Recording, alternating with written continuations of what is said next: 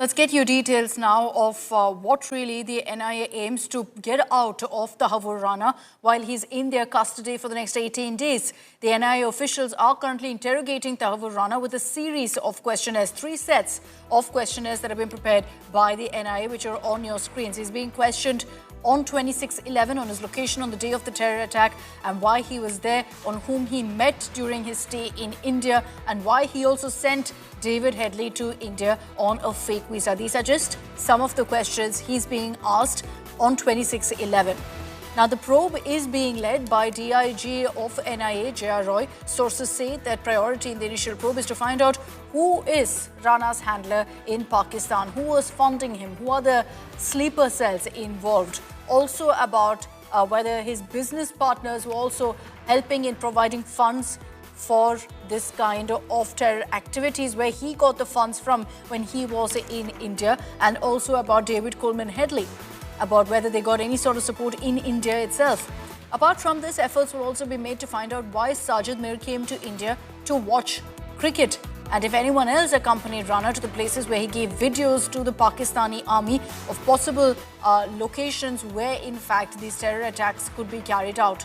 America has also made a big revelation. After the attacks were complete, Tahawwur Rana allegedly told Headley that Indians deserved it.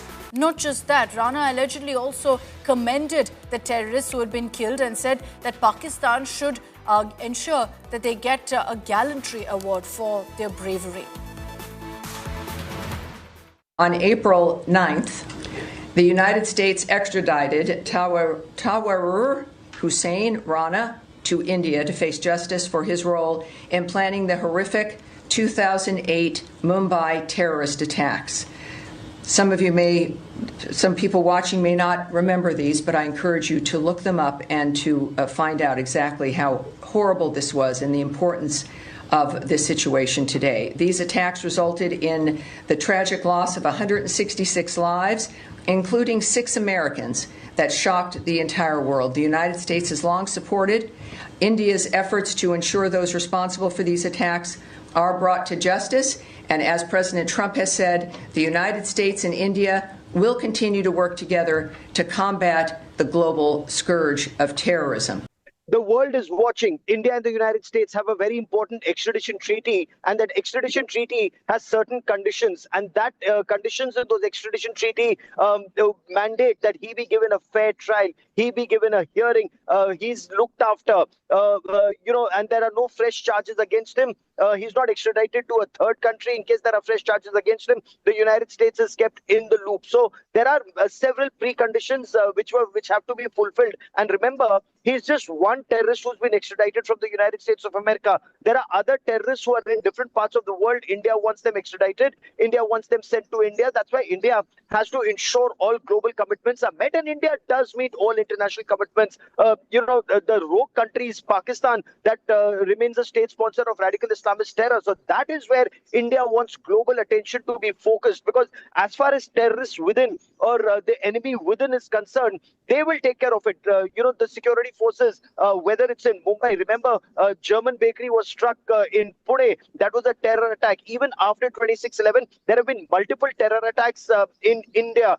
You'd remember there was a terror attack in Gurdaspur. There was a terror attack in Samba, Kadwa, Udhampur, Pulwama, Pathankot. It was only after Pulwama in 2019, when Balakot airstrikes happened, that Pakistan realized that terror is no longer a low-cost option for them. And post-Balakot, we haven't had a single 26/11 kind terror attack in the rest of the country. No Gurdaspur, no attack anywhere beyond Jammu and Kashmir. Now the aim is there should be no terror attacks in Jammu and Kashmir either, and none across the country, so that in case there's a terror attack, the state sponsor of radical Islamist terror pays a very heavy cost. And India's effort is to build a cast iron case against Pakistan, so that Pakistan is once again back in the Financial Action Task Force grey list. That's the only language Pakistan understands. And entities in Pakistan, whether it's Hafiz Mohammed Saeed or elements in Pakistan Army, who may include General Ashfaq Parvez Kayani, the former DG ISI and former army chief, he is someone who knew of the 26/11 Mumbai terror attacks plot directly. Was he involved? Where is he? What action will be taken against such elements?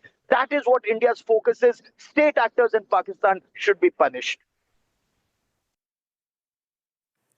Now, between David Headley and Tahawwur Rana, there were over 200 conversations that were intercepted. And here are details, really, that America has put out of what these conversations were about. One that really stands out is about how Tahawwur Rana told Headley soon after the 26/11 attacks that Indians deserved it. This is the depravity of the man we're talking about, and his mindset really being exposed with the kind of conversations that they had.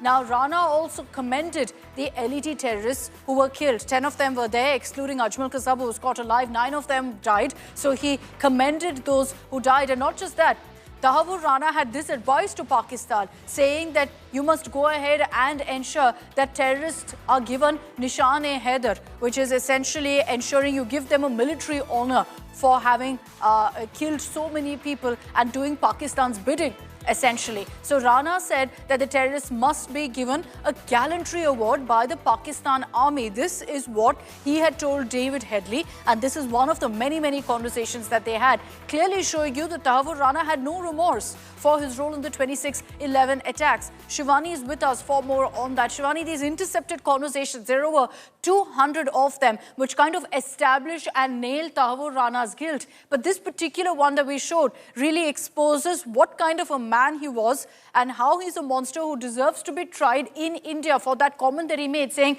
Indians deserve it. Akshita, this intercepted call details, they are shocking, but they are not surprising, because Pakistan and the terrorists supported by Pakistan have been doing this to India since decades, and Tahawwur Rana is just one of them. So the whole investigation that goes on at the NIA headquarters is to expose more such people who have been conspiring against India. And Tahawwur Rana, his conversations, his mails, his association with the Pakistani army. Remember, he himself was a Pakistani army doctor.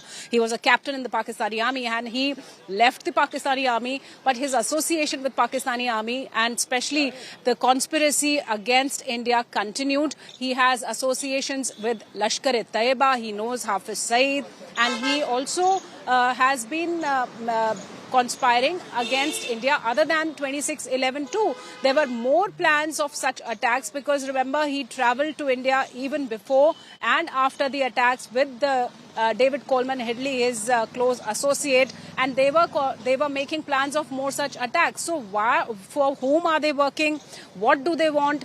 Why they are creating a terror plot showing that this is Hindu terrorism? Remember all these 10 terrorists who had attacked on 26/11. They were wearing kalawas on their hands. They had fake Hindu identity cards. They had different names. So if Kasab was not caught alive, it was very clear and very difficult to prove that this was a Pakistani terror attempt. So now when Tahawwur Rana is here, these conversations are once again coming to the fore, and they say that commendations should be given. Rana had told Headley while celebrating after the 26/11 attack that all these 9 people, the 9 terrorists who killed 166 people in India, should be given Nishan-e-Haider, the highest gallantry award of Pakistan. So this clearly shows the association of Rana with Pakistani army, the terror system out there that acts against India.